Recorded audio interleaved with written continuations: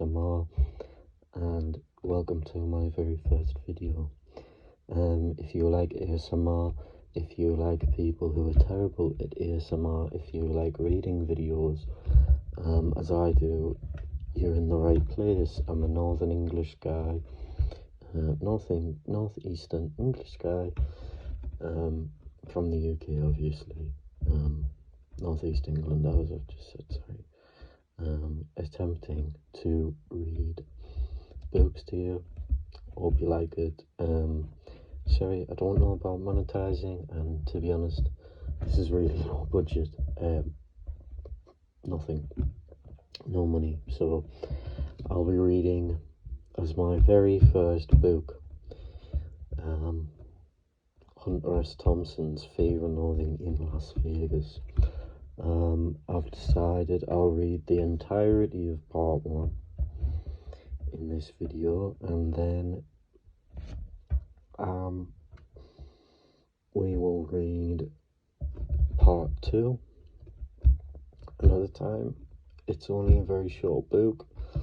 In my case, it's like quite short. It's 200 odd pages. 204 pages, which isn't very long, so a couple hours to read this book, a few hours, like a day, I'd say, for me. So yeah, this is Hunter for my reading ability. humble brag. Okay, so this is Hunter S Thompson of Fear and Loathing in Las Vegas. I'll read the blurb. There are only 2 adjectives writers care about: brilliant and outrageous. Hunter S. Thompson has a freehold on both of them. Fear and Loathing in Las Vegas. Fear and Loathing is a scorching, epical sensation.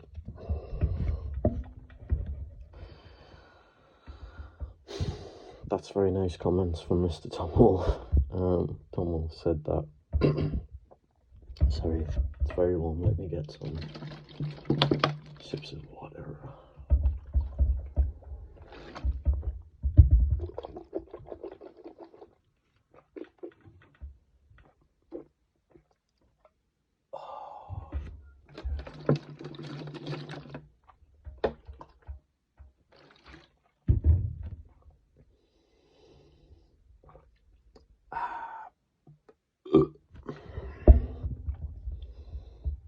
Hunter S. Thompson is driving to Las Vegas with his attorney, the Samoan, to find the dark side of the American dream.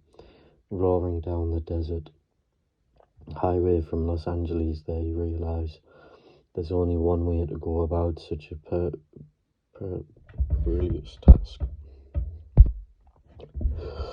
Sorry. Right. Getting very, very twisted.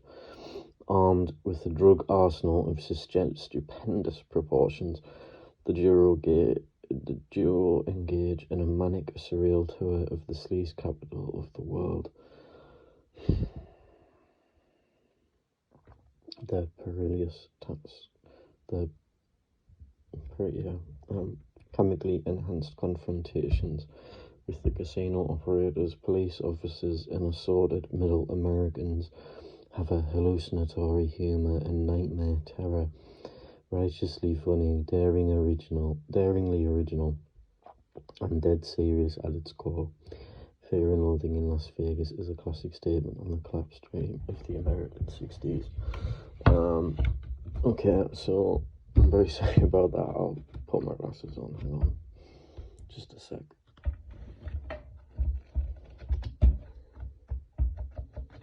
Okay, sorry about that. There shouldn't be too many more mistakes.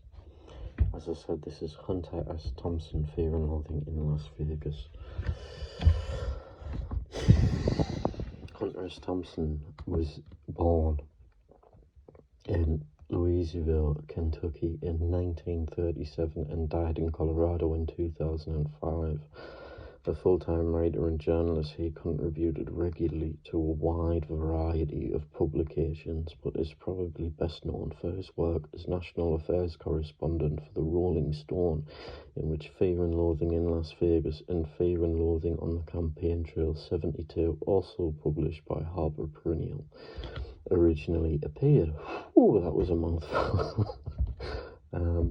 Fear and Loathing in Las Vegas has been made into a major film directed by Terry Gilliam and starring Johnny Depp. For automatic updates on your favourite authors, just go to authoropening.co.uk and register Author Tracker.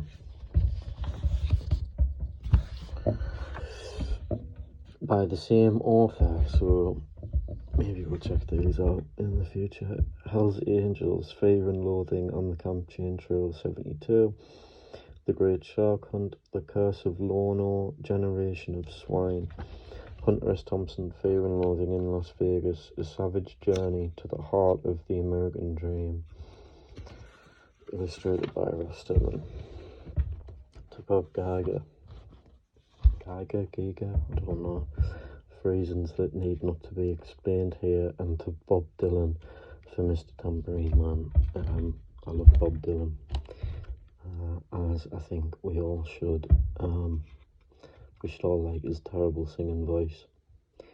The Beatles hits. When you listen to lots of it, it's not too bad, but yeah.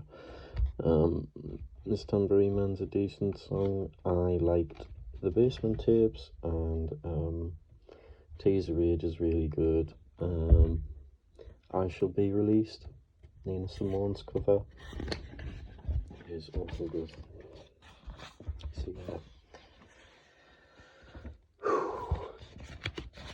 By Hunter S. Thompson, illustrated by Ralph Steadman. Fear and Loathing in Las Vegas, A Savage Journey to the Heart of the American Dream. He who makes a beast of himself gets rid of the pain of being a man. Dr. Thompson. Part 1. We were somewhere around Barstow on the edge of the desert when the drugs began to take hold. I remember saying something like, I feel a little bit lightheaded. Maybe you should drive. And suddenly there was a terrible roar all around us. The sky was full of what looked like huge bats, all swooping and screeching and driving around the car, which was going about 100 miles an hour with the top down to Las Vegas, and a voice screaming. Okay, any parts where it's like screaming or shouting, I'm going to whisper.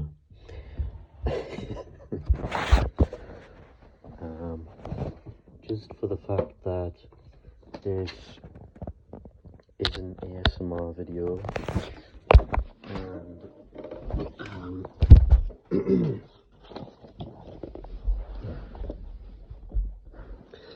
just for the fact that this is an ASMR video, and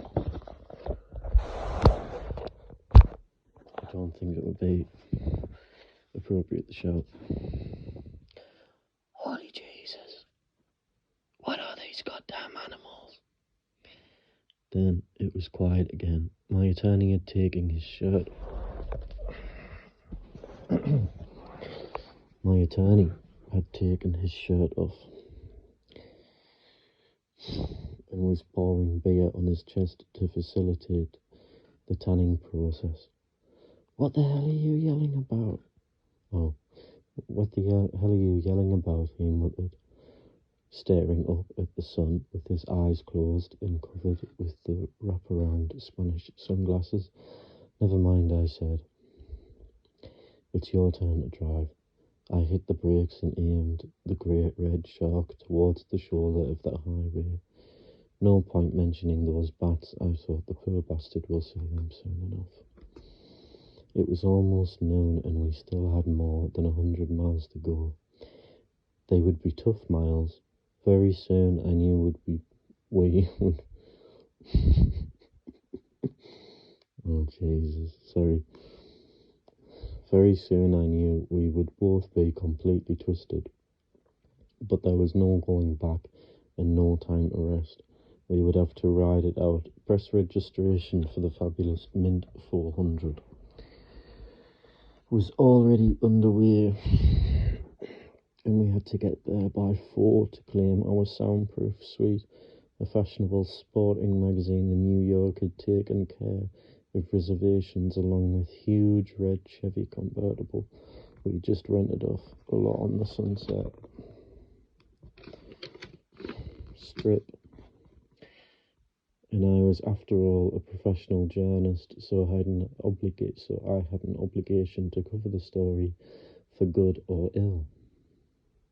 The sporting editors had also given me $300 in cash.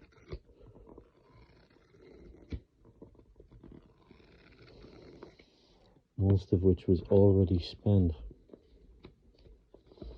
on extremely dangerous drugs. The trunk of the car looked like a mobile police narcotics lab.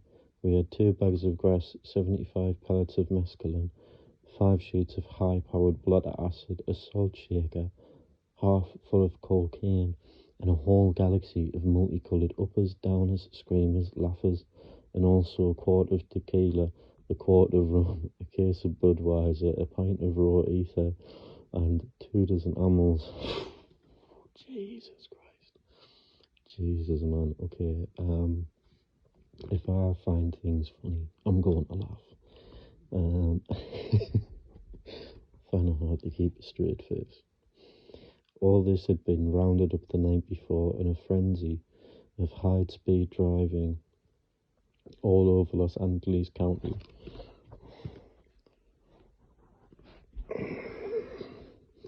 From Topanga to Watts, we picked up everything we could get our hands on. Not that we needed all that for the trip, but once you get locked into a serious drug collection, the tendency is to push it as far as you can. The only thing that really worried me was the ether. Oh. There is nothing in the world more helpless and irresponsible and depraved than a man in the depths of an ether binge. And I knew we'd get into rotten stuff pretty soon. Probably at the next gas station. We had sampled almost everything else, and now, yes, it was time for a long snort of ether, and then do the next 100 miles in a horrible, slobbering sort of spastic stupor. Can you imagine? Jesus, that would be terrible. The only way to keep alert on ether is to do up a lot of amyls. Not all at once, but steadily, just enough to maintain the focus at 90 miles an hour. Through a bar store.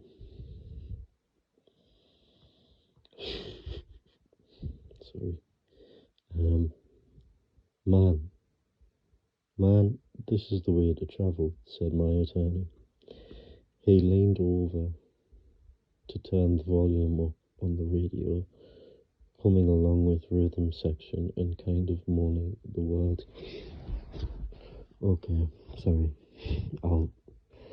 I've decided I'm gonna do voices, so let me read that again.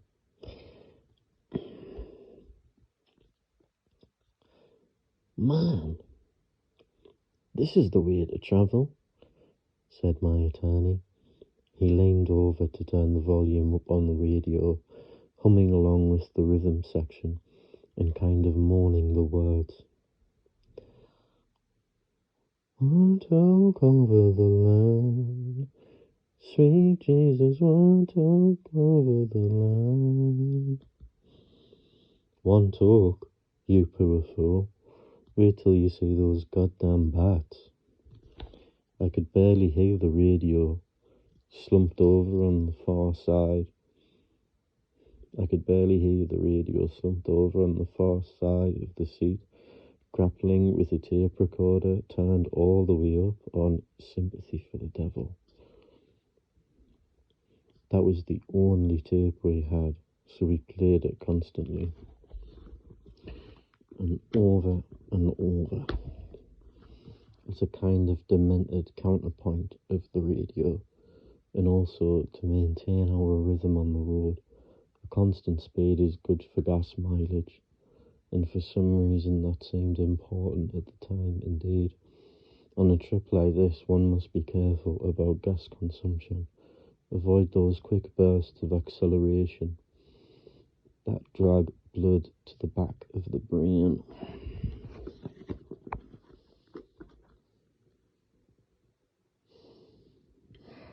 Sorry, I just had to take a pause. My attorney saw the hitchhiker long before I did. "Let's give this boy a lift," he said, and before I could mount any argument, he was stopped, and this poor Orky kid was running up to the car with a big grin on his face, saying, "Hot damn! Hot damn!" Sorry. Spider-Man was really good in that film. Tobey Maguire is my Spider-Man of my generation. He's from 21, so Spider-Man's my favourite. Hot damn! I never rode in a convertible before. Is that right? I said, "Well, I guess you're about ready, eh?" The kid nodded eagerly as we rode off. Where are your friends?" said my attorney. "We're not like the others." "Christ, I thought he's gone around the bend." "No more of that talk," I said sharply, "or I'll put the leeches on you."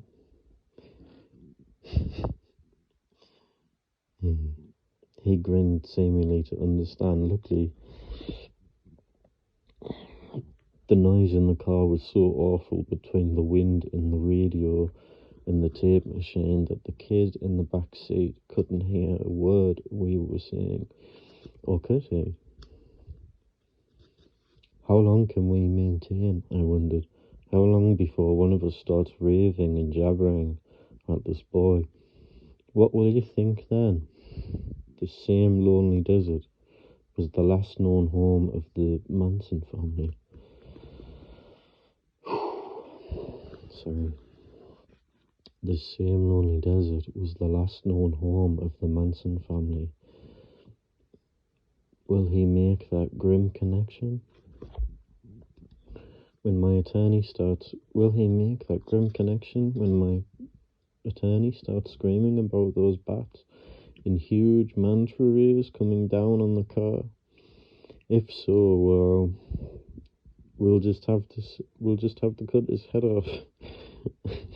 Just have to cut his head off and bury him somewhere, because it goes without saying that we can't turn him loose. He'll report us at once to some kind of outback Nazi law enforcement agency, and they'll run us down like dogs. Jesus, did I say that? Or just think it? Was I talking? Did they hear me? I glanced over at my attorney. He seemed oblivious, watching the road, driving our great red shark along 110 or so. There was no sound from the back seat.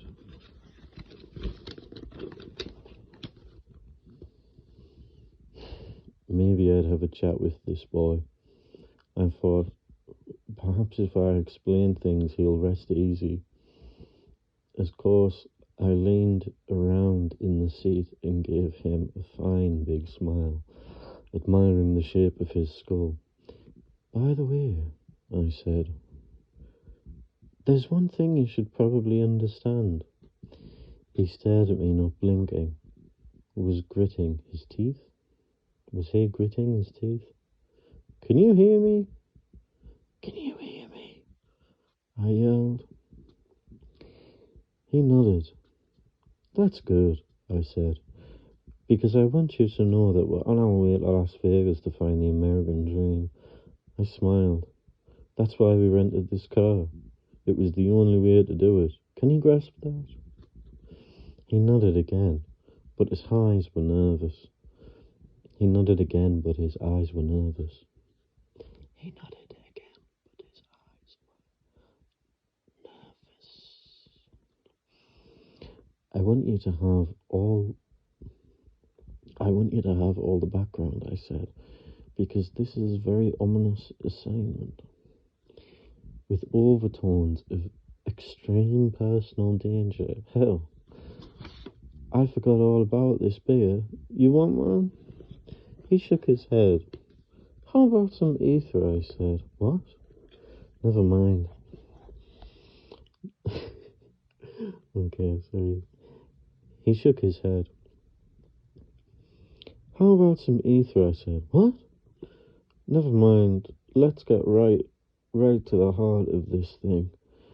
You see, about 24 hours ago, we were sitting in the polo lounge of the Beverly Hills Hotel in a patio section of the course, and we were just sitting there under a palm tree when this uniformed dwarf came up to me with a pink telephone and said, "This must be the car you've been waiting for all this time, sir." I laughed and ripped open a beer that foamed all over the back seat while I kept talking. And, he was right. I'd been expecting that call, but I didn't know who it would come from. Do you follow me? The boy's face was a mask. The boy's face was a mask. The boy's face was a mask. The boy's face was a mask. The boy's face was a mask of pure fear and bewilderment. I blundered on. I want you to understand. I want you to understand. I want you to understand. Understand. Do you? I want. Understand. Do you want? I want you to understand that this man at the wheel is my attorney. He's not just some dingbat I found on the strip. Shit, look at him. He doesn't look like you or me, right? That's because he's a foreigner. I think he's probably Samoan. But it doesn't matter, does it? Are you prejudiced? Oh, hell no, he blurted. I didn't think so, I said, because in spite of his race, this man is extremely valuable to me. I glanced over at my attorney, but his mind was somewhere else.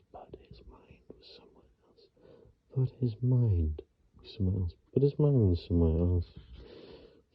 I whacked the back of the driver's seat with my fist. This is important, god damn it. This is important, god damn it. This is a true story. The car swerved sickeningly.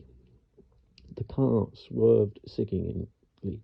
The car swerved sickeningly. The car swerved sickeningly. Then straightened out. Then straightened out. Then straightened out. Keep your hands off my fucking neck, my attorney screamed. The kid in the back looked like he was ready to jump out of the car and take his chances. Our vibrations were getting nasty. But why? I was puzzled, frustrated. Okay, I'm sorry for the screaming. I'll tone it down. Give me a chance to reread that again. God damn it, this is a true story. The car swerved sickeningly, then straightened out. Keep your hands off my fucking neck, my attorney screamed. The kid in the back looked like he was ready to jump out of the car and take his chances. Our vibrations were getting nasty, but why? I was puzzled, frustrated. Was there no communication in this car? Had we deteriorated to the level of dumb beasts? Because my story was true. I was certain of that.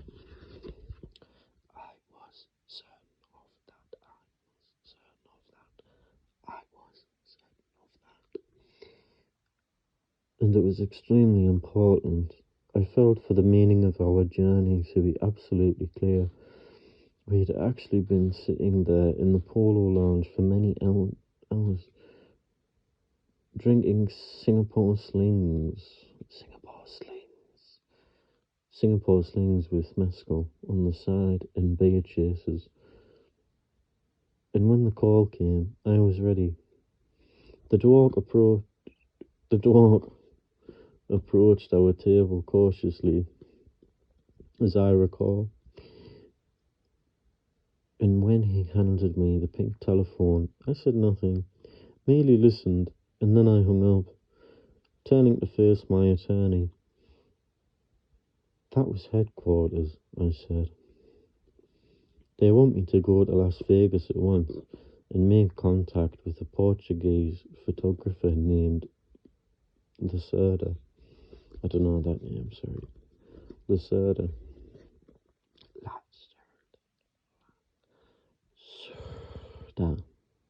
Lacerda.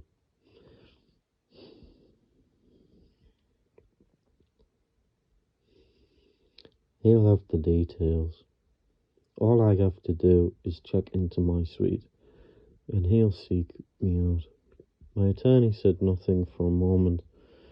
Then he suddenly came alive in his chair. God, hell! He exclaimed. God, hell! He exclaimed. God, hell! God, hell! He exclaimed. I think I see the pattern. This one sounds like real trouble. He tucked his khaki undershirt into white Rian bell-bottoms and called for more drink. You're going to need plenty of legal advice before this thing is over, he said. And my first advice is that you should rent a very fast car with no top and get the hell out of LA for at least 48 hours. He shook his head sadly. This blows my way again because naturally I'll have to go with you and we'll have to arm ourselves. Whew, bloody hell, sorry. Why not? I said. If a thing like this is worth doing at all, it's worth doing, right? If a thing like this is worth doing at all, if a thing like this is worth doing at all, it's worth doing, right? We'll need some sort of decent equipment and plenty of cash on the line. And we'll need some sort of decent equipment and plenty of cash on the line. If only for drugs and a super sensitive. If only for drugs and a super sensitive. If only for drugs and a super sensitive. If only for drugs and a super sensitive tape recorder for the sake of permanent record. What kind of a story is this? He asked. The Mint 400, I said. Richest off-the-road race for motorcycles and dune buggies in the history of organised sport. A fantastic spectacle in honour of some fatback.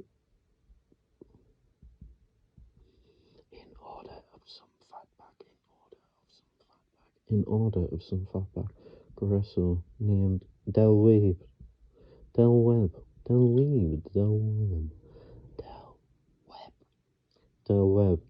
who owns the luxurious Mint Hotel in the heart of downtown Las Vegas.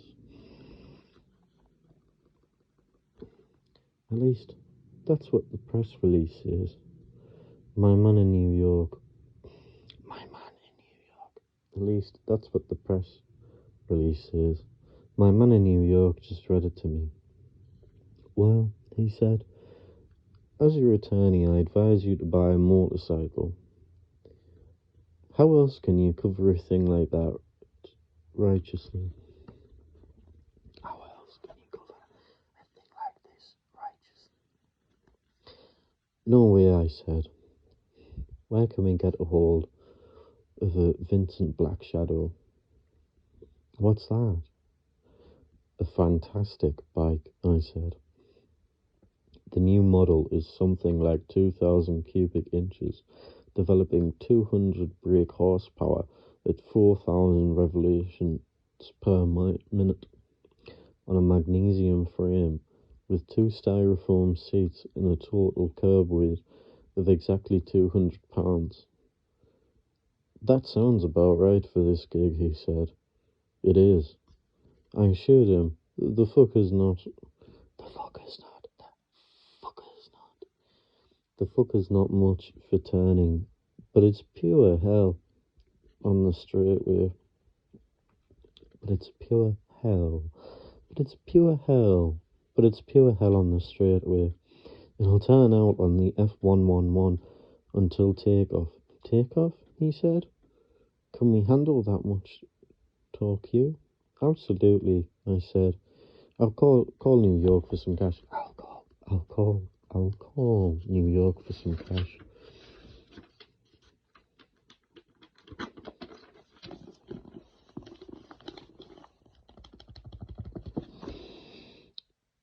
Okay, I've just realised,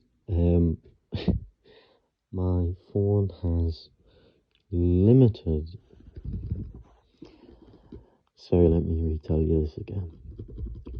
My phone has limited record time, and I'm almost hitting the minute mark that it's gonna stop at. So that was chapter 1. I will upload chapter 2, and vice versa. I know I said, I'm sorry kids, because I know I said that I was like reading part 1, part 2 and in full, and I was really planning on reading the 91 pages. I'm just gonna do this because it's very hard. Yeah, I was planning on reading the 91 odd pages that it was. 91 and 92, I think. However, that was the first 11. This has been chapter 1 of Hunter S Thompson's Fear and Loathing in Las Vegas, and I'm sorry, but this is terrible ASMR, so that's my gimmick, is being terrible at ASMR. So I hope you enjoyed, and yeah, goodbye.